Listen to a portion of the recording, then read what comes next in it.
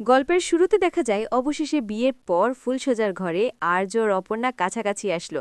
সম্পূর্ণটা জানতে ভিডিওটা প্রথম থেকে দেখতে থাকুন। ধারাবাহিকের শুরুতে দেখা যায় আর্য আর অপর্ণার শুভদৃষ্টি হয়ে যাওয়ার পর গিয়ে বসে বিয়েতে। ঠাকুর মশাই আর্য আর অপর্ণার হাত একসঙ্গে বেঁধে দিয়েছে। অপর্ণা তখন মনে মনে বলছে, ঠাকুর মশাই আমার আর আপনার হাত বেঁধে দিয়েছে। আজ এই হাত রাখা 7 জন্মের প্রতিশ্রুতির জন্য। সবটা আজ আমার সত্যি হওয়ার স্বপ্ন। এদিকে আর্য মনে মনে বলছে, আমাদের নতুন পথ চলা শুরু হলো আজ থেকে। আজ বুঝলাম যে তুমি আমার অজান্তেই আমাকে হাত ধরে বের করে এনেছিলে আমার একাকিত্ব থেকে। আমার হাতটা তুমি এইভাবেই শক্ত করে ধরে থেকো অপর্ণা। এরপরে আর্য আর অপর্ণা তো সাতবাকে ঘুরছে। অপর্ণা তখন মনে পড়ছে রাজনন্দিনীর কথা। অপর্ণা মনে মনে বলছে, এগুলো আমি কি দেখছি আজকের দিন, আর কেনই বা দেখছি। এসব ভাবতে ভাবতে তো অপর্ণার হঠাৎ করেই মাথাটা ঘুরে যায়। আর্য তাড়াতাড়ি করে অপর্ণাকে ধরে জিজ্ঞেস করে যে কি হয়েছে। অপর্ণা তখন আর্যর দিকে তাকায়। আর্য বলছে, কিচ্ছু হবে না, আমি তো আছি। অপর্ণা আর আর্য দুজনে হাত ধরে এবার 7 পাক ঘুরছে। অপু তখন মনে মনে বলছে, আপনার সঙ্গে আমি অনেকটা পথ পেরিয়েছি, তবে আজ প্রতিটা পদক্ষেপে আমি উপলব্ধি করছি আমার অস্তিত্ব শুধুমাত্র জড়িয়ে আপনার সঙ্গেই। আর্য এদিকে মনে মনে বলছে যে আজ এই মুহূর্ত থেকেই তুমি শুধু আমার হলে অপর্ণা। এই পবিত্র মুহূর্তের সাথে আমি বাধা পড়লাম, আমি থেকে আমরা হয়ে ওঠার বন্ধনে। আকাশ বাতাস আর এই চরাচরকে সাক্ষী রেখে আমি বলছি অপর্ণা, সারা জীবন আমি তোমার পাশে থাকব। তোমার সুখে দুঃখে সব কিছুতে আমি থাকব। আজ থেকে এই পথ শুধু আমার নয়, এই পথ আমাদের দুজনার। আমি কখনো হাল ছাড়ব না অপর্ণা, তোমাকে ভালোবাসায় মরে রাখব সারাটা জীবন। এরপরেই তো সিঁদুরদান হয়ে যায় অপর্ণার আর্যর বিয়েও কমপ্লিট। অপরদিকে কিংকর তো আমার মিরে দেখে মেঘরাজকে খুঁজতে শুরু করেছে, বলছে আমি জানি ওই ছিল, পালিয়ে গেল। মেঘরাজ তুই আমার হাত থেকে পালিয়ে গেলি কোথায় গেলি। অপরদিকে আর্য অপর্ণাকে বলছে, আর আমাদের কেউ আলাদা করতে পারবে না অপর্ণা। সকালে উঠে আমি তোমাকে দেখতে পাবো, রাতে ঘুমাতে যাওয়ার আগে আমি তোমাকে দেখতে পাবো, আমার জীবনের শেষ প্রশ্বাস পর্যন্ত আমি তোমাকে দেখতে পাবো। এটাই আমার জীবনের সবথেকে বড় পাওনা। এদিকে অপুও মনে মনে বলছে, আমি কি দেখেছি আমি জানি না, কিন্তু আমার সিঁদুরকে তো আমি রক্ষা করবই, ধরে রাখব, কেউ তাকে আমার থেকে কেড়ে নিতে পারবে না। এরপরে আর্য আর অপর্ণা গিয়েই রাজলক্ষ্মীকে প্রণাম করে। রাজলক্ষ্মী বলছি, এইভাবেই দুজনে একে অপরের হাত ধরে সারাটা জীবন কাটিও। খুব ভালো থেকো অপর্ণা। আর অপর্ণা, তোমার ওপরে কিন্তু ভরসা আমার অনেক। আমি জানি যে তুমি আমার আর্যকে খুব ভালো রাখবে। আর্য যায়, গিয়ে সতীনাথকে যখন প্রণাম করবে, সতীনাথ বলছে, না না, তুমি এত বড় মানুষ, না না, তোমাকে প্রণাম করতে হবে না, এর থেকে কোলাকুলি করি তাহলেই হবে। এরপরে সতীনাথ কোলাকুলি করে। এদিকে সুমি ভাবছে যে উনি কি নাকি আবার করবে, এই বলে গিয়ে লুকিয়ে পড়ে আগে থেকে। তারপরে অপরা খুঁজেছে যে মা কোথায় চলে গেল হঠাৎ করে। এদিকে সুমি তো শেফালির পিছনে গিয়ে লুকিয়েছে। এদিকে সুমি শেফালিকে বলছে, বলবে না কিন্তু, নালে গলা টিপে দেব। শেফালি যখনই বুঝতে পেরেছে যে ব্যাপারটা ঠিক ভালো লাগ, সুমি তো অন্যদিকে যায় লুকিয়ে পড়ে। তখন অপু বলছে, কি মা কই গেল। শেফালি বলছে, এই তো আমার পিছনে লুকিয়ে আছে শেফালি। এই বলে পিছনে ঘুরতেই দেখে সুমিনে। বলছে, যা, এখানেই তো ছিল, এক্ষুনি লুকিয়ে এলো। আসলে কি বলুন তো, যে আর্য স্যার ওনাকে প্রণাম করবে, তাই উনি হলো কি যে গিয়ে লুকিয়ে পড়েছে, প্রণাম নেবে না বলে লজ্জা পাচ্ছেন। রাজলক্ষ্মী আস্তে আস্তে বলছে, আচ্ছা ঠিক আছে, প্রণাম করবে না, এদিকে আসুন। ও আপনাকে কোলাকুলিও করবে না, পায়ে ধরে প্রণামও করবে না, হাত জোর করবে শুধু। তারপরেই রুম্পা গিয়ে সুমিকে নিয়ে আসে, বলছে, আরে আমার পায়ে ব্যথা করছে গো। সবাই তো বুঝতে পারছে সুমি কিছু তোনা দিয়ে দিচ্ছে। তখন আর্য সুমির সামনে হাত জোর করে প্রণাম করে।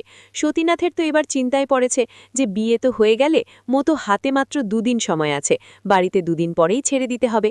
তখন আর্য বলেছে সুমি আর সতীনাথকে যে আপনাদের কাছে আমার কিছু অনুরোধ আছে, সেটা রাখতেই হবে। আর্য তারপরই সতীনাথদের বলছে যে এখানেই তো বিয়েটা হলো, এখানে ঋষভ স্যার হবে, অপর্ণা এখন আমাদের বাড়িতে যাবে, তো আপনারা চলুন, একেবারে আপনারা আমাদের বাড়ি থেকে যাবেন। তখন সতীনাথ বলছে, না না, এই অনুরোধটা আমার রাখুন। আমার অপুরা ছোট থেকে ওই বাড়িতেই বড় হয়েছে, আমি চাই ওর বিদায়টা ওই বাড়ি থেকেই হোক, আমাদের বাড়িতে যেতেই হবে। তখন আর্য বলছে, হ্যাঁ আপনি একদম ঠিক কথা বলেছেন। রাজলক্ষ্মী আবার বলছে, এবার চলুন সবাই একসঙ্গে খাওয়া দাওয়া করব। তখন সন্ধু বলছে, হ্যাঁ একেবারে কবজি ডুবিয়ে খাবো। সুমি তখন সতীনাথকে কানে কানে বলছে, কোথায় যেতে বললে তুমি ওদের, বাড়ি কি তোমার আর আছে। সতীনাথ বলছে যে আমি ওদের সঙ্গে কথা বলেছি, 2 দিন সময় নিয়েছি, এই বিদায় বৌবাতটা হয়ে যাক, তারপর আমরা ছাড়ব। তখন শেফালি বলছে, ঠিক আছে, এসব কথা বাদ দাও। এরপর সবাই তো খাওয়া দাওয়া শুরু করেছে, কিন্তু মানসীদের ধরেছে যে ও কন্টিনেন্টাল খাবে। তখন অর্ক বলছে, কি বলছো মানসী, এসব কন্টিনেন্টাল কন্টিনেন্টাল সেদ্ধ খাবে, চলো একটা বিরিয়ানি খাই। এরপরে আর্য আর অপর্ণাকে একেবারে থালা সাজিয়ে নানান রকম পদের খেতে দেওয়া হয়। রুম্পা তখন আর্য আর অপর্ণাকে বলছে, নিন এবার আপনারা দুজন দুজনকে খাইয়ে দিন। তখন সুমি হাসতে হাসতে বলছে, হ্যাঁ, যা ঝুঁকি করে আজকে এই অবস্থায় ফিরেছিস, তোরা দুজন দুজনকে তো এই আনন্দে খাওয়াতেই পারিস। আর অপু কানে কানে বলছে, কি তুমি কিন্তু বলেছিলে আমাকে বিয়ের পর থেকে খাইয়ে দেবে, তা আজকে থেকে শুরু করবে? আর ইচ্ছাকৃত করে বলছে যাতে অপরের হাত থেকে খেতে পারে, যে তাহলে কি খাইয়ে দিতে হবে আমাকে? তখন সতীনাথ বলছে, হ্যাঁ হ্যাঁ খাইয়ে দাও না। তুমিও বলছে যে হ্যাঁ হ্যাঁ, সতীনাথও বলছে খাইয়ে দেওয়াই তো উচিত। এবার থেকে তো দুজনের একসঙ্গে পথ চলা শুরু হলো, আর এই পথ চলায় দুজনের সুখ দুঃখ একসঙ্গে ভাগাভাগি করে নিতে হবে তো, তাই না? আমি একই কথা বলি, শুধু এদিক ওদিক। তখনই আর্য তো একটুখানি খাবার নিয়ে অপুকে সবার সামনে খাইয়ে দেয়। অপু তো খুব লজ্জা পাচ্ছে। তখন রুম্পুকে বলছে, বাবা অপু, তুই তো দেখছি আর্য স্যারের দিকে তাকাতেই পারছিস না। বিয়ের আগে তো এরকম করতিস না, কেন এরকম করছিস বলতো? ওই যে তুই থামবি। তখন আর্য রুম্পুকে বলছে, কেন, তোমার বান্ধবী তো ঠিকই বলেছে, তুমি তো আমার দিকে তাকাচ্ছই না। অপর্ণা তখন আর্যের দিকে তাকিয়ে বলছে, নিন তাকিয়েছি। রুম্পা একটু ওদের দুজনকে প্রেম করতে ছেড়ে দেয়, বলছে দাঁড়া তোরা থাক, আমি আসছি, বলেও চলে যায়। আর্য তারপরে অপুর হাত ধরা। অপু বলছে, কি করছেন কি, সবাই দেখতে পেয়ে যাবে। তখন আর্য বলছে, আমি তো তোমাকে অগ্নিসাক্ষী করে বিয়ে করেছি, এখন তো কেউ কিচ্ছু বলতে পারবে না। এখন 7 জন্ম ধরে তুমি শুধু আমার, কেউ আমাকে তোমার থেকে আলাদা করতে পারবে না। আমি এই হাত কোনোদিনও ছাড়ব না। যতই তুমি ছাড়ানোর চেষ্টা করো না কেন, ওই হাত কিন্তু আমি ছাড়ার জন্য ধরিনি, আর তোমাকেও ছাড়ব না। অপু বলছে, আমিও।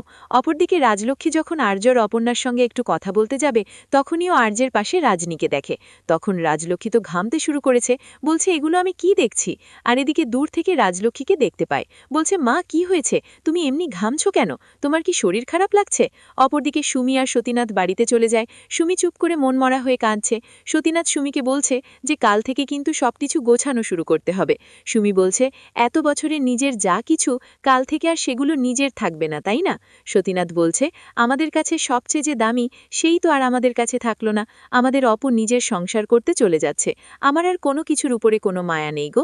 সুমি তখন কাঁদছে আর ইমোশনের কথা বলছে, যে বিয়ে হয়ে এসেছিলাম এখানে, এতগুলো বছর কাটালাম, কত কি ঘটনা, এই বয়সে এসে আবার নতুন করে ঠাইনারা হতে হবে। সতীনাথ বলছে, একটা তো নতুন অভিজ্ঞতা হবে, তাই না? সুমি বলছে, হ্যাঁ সেই। সতীনাথ বলছে, সবকিছু কিন্তু গুছিয়ে নিও। তখন সুমি বলছে, গোছানোর আর কি আছে, সবকিছু হয়ে যাবে, এখন একটু ঘুমিয়ে নাও, শুয়ে পড়ো এখানেই। এখানেই আজকের পর্বের আপডেট শেষ হয়, দেখা হবে আগামী পর্বের আপডেটের সঙ্গে।